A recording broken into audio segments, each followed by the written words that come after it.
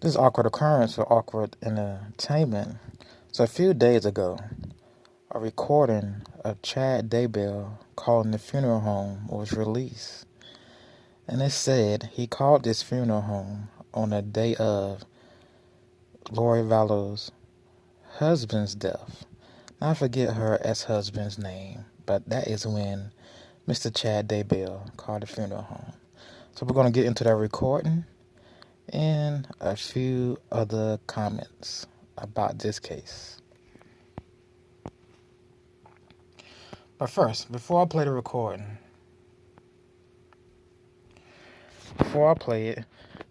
Mr. Daybell claimed he was from Ohio and his uncle John Daybell had passed away. This is what he told a woman on the phone. We're going to hear that. But the last paragraph. The day after Vallow shot and killed her ex-husband, she sent a text message to her sons, who live in another state. She stated, "Hi boys, I have very sad news. Your dad passed away yesterday. I'm working on making arrangements and I'll keep you informed with what's going on. I'm still not sure how to handle things. Just want you to know that I love you, and so did your dad." That's what Lori sent in a text to her sons. She didn't tell her sons what happened. She didn't tell her son she shot him. Alright, let's just get into this video.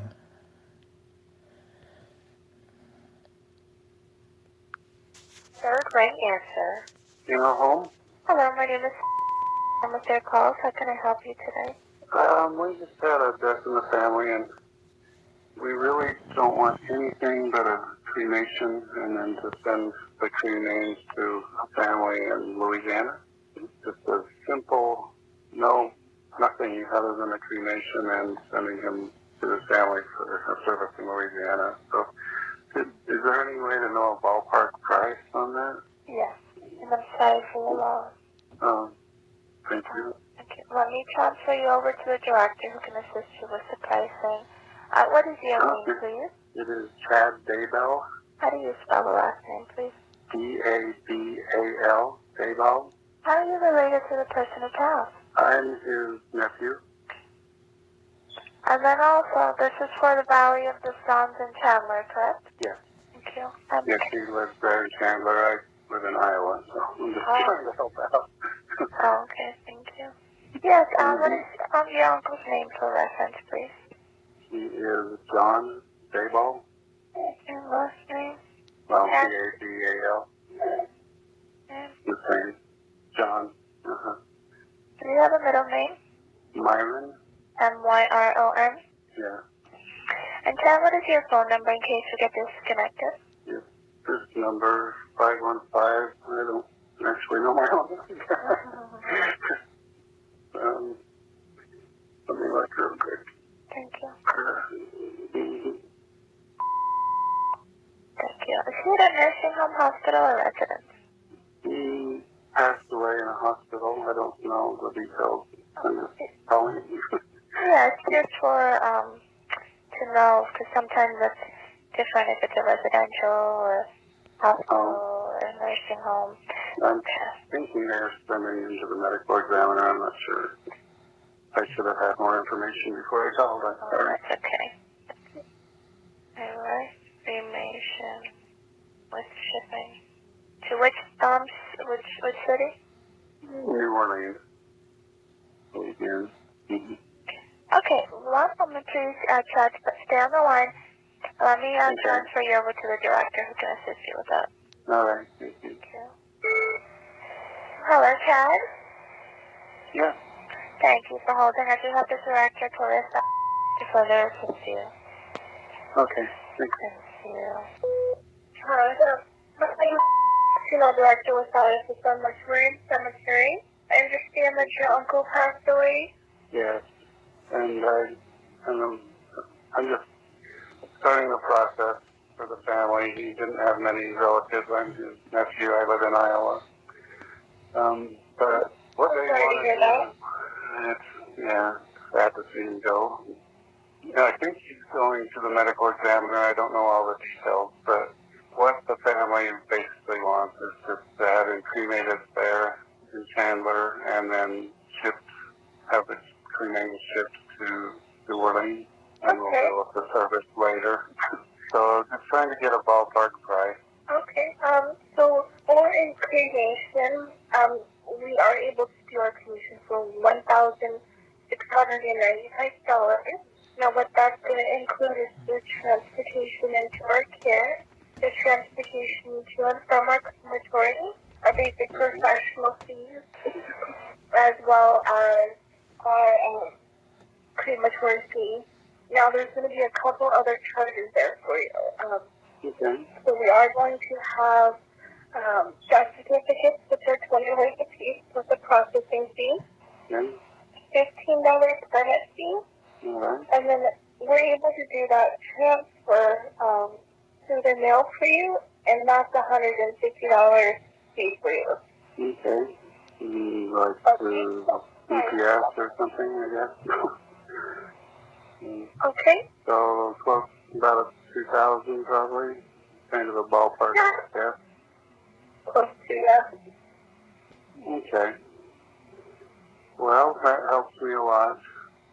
I'm going to call one or two others, but I'll get back to you if they come that direction. Thank you so much. You're welcome. If you need anything else, give me a call. Okay. Thank you. All right. Thank you. Bye-bye. Bye. All right, so that was Chad Daybell on the Comedy Central show, Crank Yankers. But here's how the story goes. Mr. Daybell, a day after Lori shot her husband, called his funeral home to check and see how much the cremation would cost.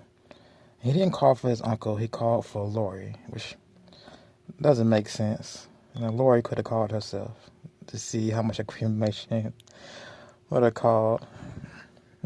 But Chad decided to do it. Alright, so far in this case, it's just requests for change of venues. I believe Chad is going to Boise, Idaho. Lori Vallow had what type of trial, what type of hearing did Lori have? Just recently, I forget what type of hearing she just had, but they haven't gone to court on the charges yet.